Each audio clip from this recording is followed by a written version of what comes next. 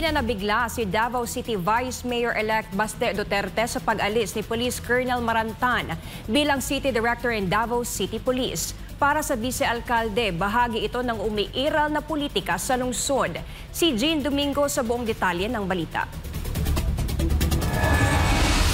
Marantan was here.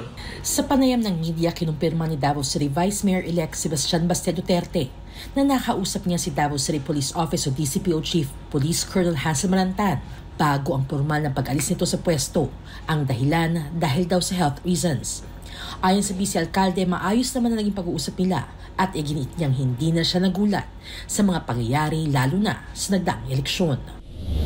When Marantan was here, if he's still here, he did okay. He did everything that he could to be fair. So I wish him luck in his career and more power to him. Dagdag din niya na hindi na siya umaasa na siya ay pagkakalooban ng pagkakataon na makapili ng bagong city director kahit pa ito ipinagkaloob sa kanya ng batas. They will never allow it. Kung maalala nyo, last year, they changed 3 city directors in 2 days without my consultation. And under the law, the city mayor should, be allowed to choose kung sino yung city director niya. Like I said, that is because of politics. And this administration is against our family name.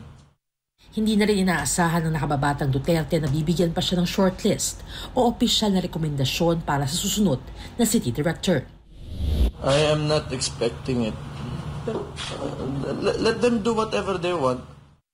Binigyang diin ni Duterte na nakikita naman daw ng mga taong sitwasyon sa lungsod ng Davao sa pamamagitan ng nagdaang halalan. Anya kung nagtagumpay ang administrasyon sa pagsabotahe sa kanyang termino bilang alkalde, edi sana nasa kabila ang mga boto at wala sa kanya. Tinanong naman si Duterte kung ano ang kanyang inaasahan matapos ma-relieve si Marantan. Chaos all over again. I'm sure they will not stop. Ano ba? Okay raman, anad na ko. Oh, no. I'm used to it already. Pareha na ron, itubag na po ito, mag-imo na po na sila problema. Sagdi lang. Pero naikatapusan yun ang tanan. Samantala, nag-iwan din ng mensahe si Duterte sa mga mamamayan ng Davao na manatiling mapagmatyag at magkaisa. Kita mga Davaoenyo, we are known to be very resilient. Gamay kayo na sila kumpara sa atong gagian. Just be vigilant. I think we just have to stay united. Just stay vigilant and do not allow injustices to hayaan nyo na mangyari. We have to fight back. Kailangan natin magsalita. Para sa Diyos at sa Pilipinas kong mahal, Jean Domingo, SMNI News.